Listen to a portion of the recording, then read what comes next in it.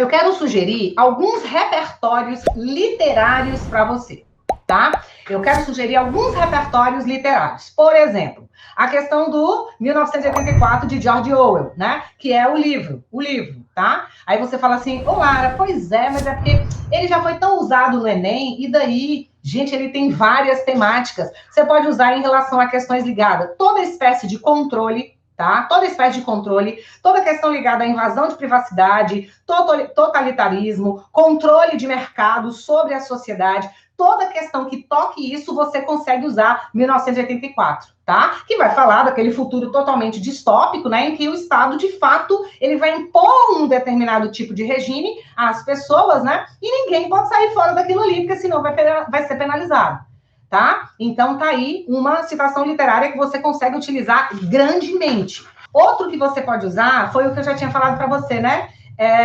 Foi o caso da Anne com E. Anne com E, na verdade, é uma série, tá? Mas existe o livro. O livro é a Anne of Green Gables. Anne of Green Gables, porque o Green Gables, na verdade, é a fazenda onde ela vai estar, né? 2 irmãos decidem adotar um menino para ajudá-los nos afazeres da fazenda e, de repente, eles se veem com uma menina adotada, que é a Anne, tá? E é uma menina super espirituosa, enfim, tá? Mas a história, ela vai trazer uma questão de dificuldade de aceitação do diferente, tem histórias de bullying, tem questão ligada ao feminismo, tá? Preconceito muito forte, mas também a questão da adoção, que foi feita de uma forma torta, tá? Você também pode utilizar. Outro livro que você também pode utilizar é Quarto de Despejo. Gente, é um dos livros, assim, ó, que tem muitas temáticas que estão em alta há muito tempo, tá? Então, o que Quarto de Despejo é de diferente? Você pode até usar isso na sua redação. Muitos autores já tinham falado das mazelas sociais do Brasil. Vários autores já tinham feito isso, mas nenhum autor tinha contado as mazelas sociais de dentro. Então, por que o diário da Carolina Maria de Jesus, ele realmente revoluciona? Porque ela não se importou, né, com a questão do português, ela escreveu, ela quis colocar para fora aquilo que ela estava sentindo e aquilo que ela estava vivenciando. E a história é contada sob a ótica de quem está dentro dela. Não é alguém que está de fora olhando a favela, é quem está dentro da favela vendo toda a outra realidade. Olha, tem um trecho tem uma das páginas do diário dela que é muito triste. Ela fala assim que quando ela chega à cidade, ela tem a impressão de que, como é que ela fala? De que ela tem a impressão de que ela está numa sala de visita com lustres e com almofadas de cetim de veludo. Ela ainda fala veludo e cetim. E quando ela chega à favela, ela tem a impressão de que ela está num quarto de despejo. Olha que coisa forte, tá? O que eu posso usar em relação a esse tema? Olha, eu consigo usar violência, eu consigo usar desigualdade social, tá? Você consegue usar a questão do racismo, tá? Então, assim, são muitas temáticas ligadas a ele. Vale a pena, viu? Vale a pena. Quarto de Despejo é uma realidade vista de dentro. Por isso que ele revolucionou, porque ele é visto de dentro, tá? Não poderia deixar de fora Vidas Secas de Graciliano Ramos, né, gente? Não poderia deixar de fora, tá? O que acontece? Em Vidas Secas, você já tem uma temática, tem várias temáticas que você acha em Quarto de Despejo. Por exemplo, fome, desigualdade social, miséria, tá? Falta de acesso a direitos básicos. Nos dois você tem isso aí, nos dois. Agora, seca, você só vai ter no Vidas Secas. Seca, submissão dos mais fracos aos mais fortes, opressão por parte dos mais fortes, né?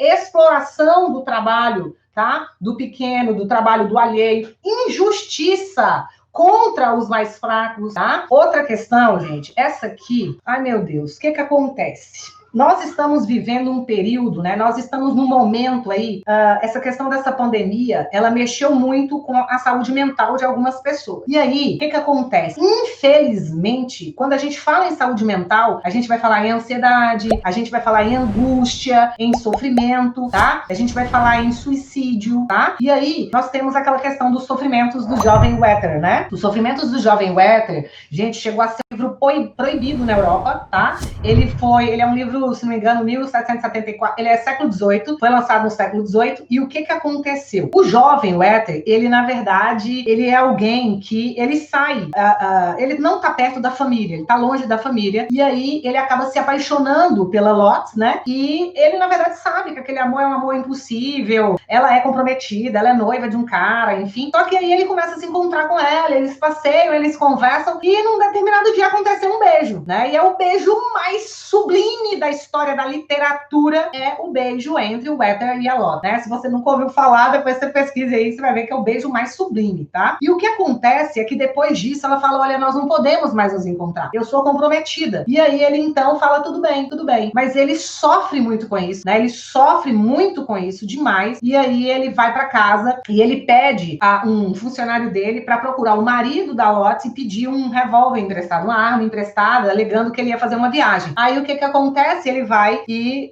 dá um tiro na própria cabeça, né, acima do olho direito, e aí no outro dia ele amanhece morto. E várias cartas para Lotte são encontradas, enfim, as cartas elas todas estão transcritas no livro, tá? É um livro que tem uma parte psicológica, assim, muito bem relatada, sabe? Então, sobre essa questão do suicídio, por que ele é muito forte? Porque depois que esse livro foi publicado, houve uma onda na Europa de suicídio, que inclusive foi atribuída à publicação do livro. Por isso que ele foi até proibido durante um tempo, tá? Inclusive, algumas pessoas, alguns jovens começaram a se vestir como o Werther, como o jovem Werther, né? Mostrando, solidarizando-se com aquele sofrimento. Era uma forma de mostrar que estavam passando situações análogas, hein, tá? E aí, gente, a gente não tem como deixar de fora A Hora da Estrela, de Clarice Lispector. É outra que também tem que estar no seu caderninho, tá? A Hora da Estrela, de Clarice Lispector, tem que estar, né? Que é a história de Macabea, que vai ser contada aí pelo Rodrigo, né? Que é aquele escritor lá que realmente tá esperando a morte. E aí ele vai, na verdade, contar a história da Macabea, que é uma nordestina, 19 anos, é feia, é virgem, é tímida,